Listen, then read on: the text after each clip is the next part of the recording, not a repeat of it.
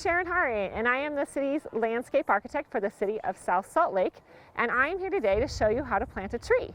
We love trees in our city. We have a lot of great trees in our parks and in our landscapes around.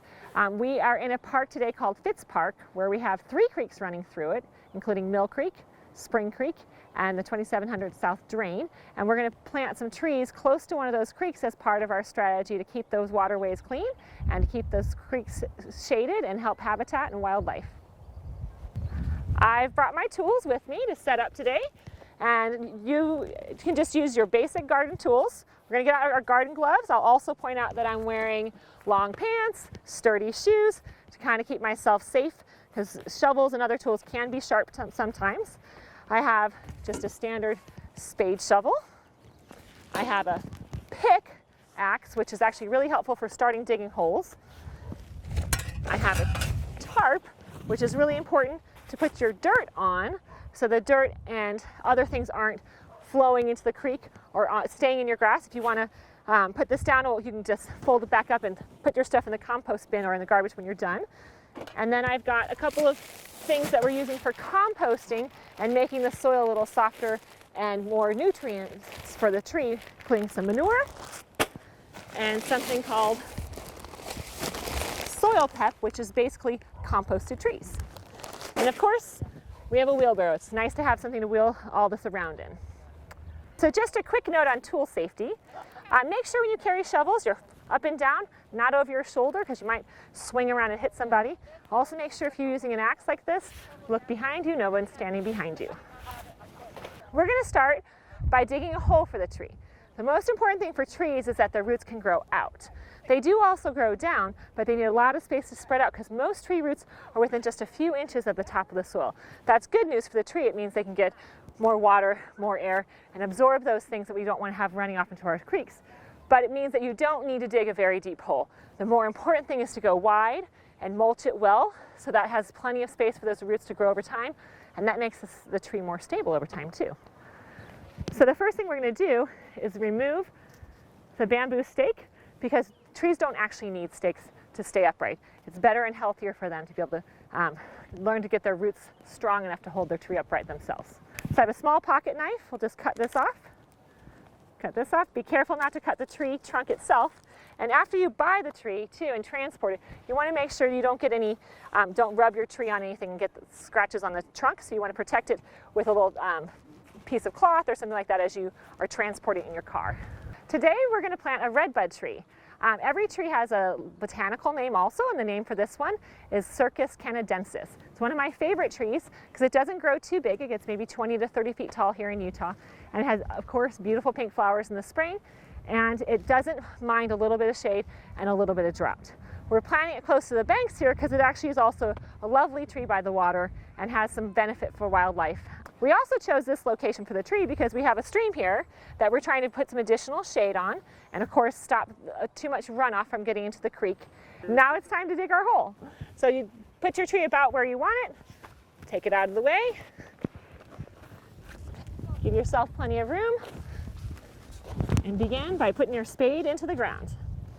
The ground's a little bit firm today, so a good tip is to water your grass the night before and let it soak in. Put a few gallons of water right where you're going to dig so it's easier to dig. Takes a little bit of weight and a little bit of jumping, but get your spade in there and start. If your soil is a little bit hard, you can use one of these axes and just picks.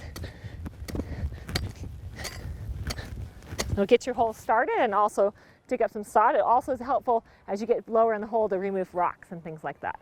So your soil is not just one type of soil all the way through. You usually have a few inches of soil on top and then some subsoil on bottom. This park has some great soil because this used to be a flood area, so lots of sediment has collected here over the years. So we've got pretty good soil here. It's nice and loose. It's got a lot of different materials in it. There's sand, silt, and clay, and this is a pretty good mix. Some places have a lot of clay, which isn't so great for trees. Some places have a lot of sand, which just means that water runs straight through and you don't get to hold the roots by the roots. This is a nice mix, but we still have a couple things we want to fix here. We're going to take out any tree roots that are in the way. We're also going to take out any large rocks because tree roots won't grow around that. Put it in our discard pile And we'll kind of dig through here for a little bit and get it into a nice, ready to go base for the tree to be planted. All right, our next step is to check the size of the hole for the tree. One of the most common mistakes is that people bury their tree too deep in the hole. You want to have the top of where the roots start level with the top of your grass or ground.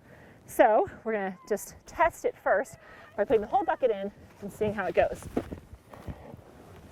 So I have to just kind of eyeball it, but it looks about the right level. So I'm going to go ahead and take the tree out of the pot. And the simplest way to do that is to tip it sideways, put the tree down on the ground on a spot where you're not going to break any branches, and sort of slide it out. It might take a second person. You pull on that, oops, lost my glove. Pull on your tree trunk, pull on your bucket. And sometimes the tree actually has less roots than it appears to have. It's not very deep. So then we're going to check it a second time and see if it's about the right level. I like to take my shovel and just put it on both sides of the hole and see. Where I really want the tree to be is right here, right against that shovel. So I'm going to put more soil beneath that. I'm going to use the original soil to build that up a little. So you want a firm base for your roots to rest on so the tree doesn't tip back and forth. So it's okay to step in the hole and kind of stomp a little down on that soil just to make sure it's ready. And we'll try again and see if the tree's at the right level. Just about right. So I'm also going to center my tree in the hole. So we'll move it over a few inches.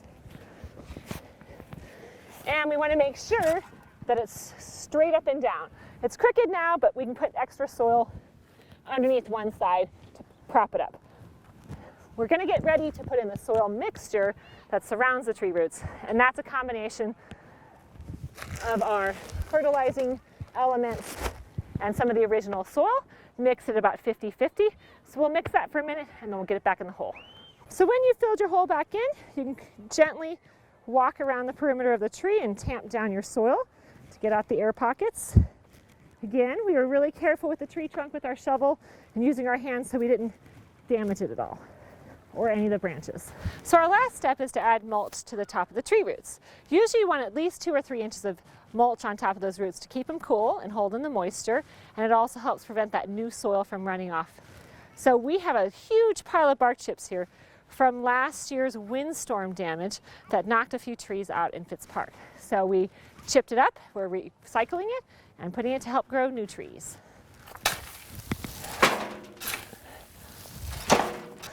And we have mulch.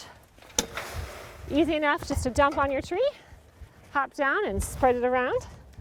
We're going to use about twice that much and make sure we cover an area about an arm's width apart to make sure this tree doesn't have to compete with grass for nutrients and for water, and that it has plenty of room for those roots to get air and water.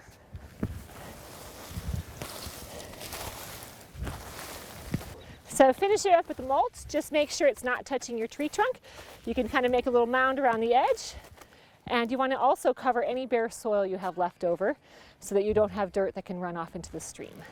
So at this spot here, we've been planting trees all throughout the park to slow down the water as it goes into, to keep it from going directly into the creek. And also those trees over time drop leaves, build soil, good healthy soil and good healthy understory, keeps your creeks healthy and happy as well, because that intercepts the pollutants as they come towards the creek.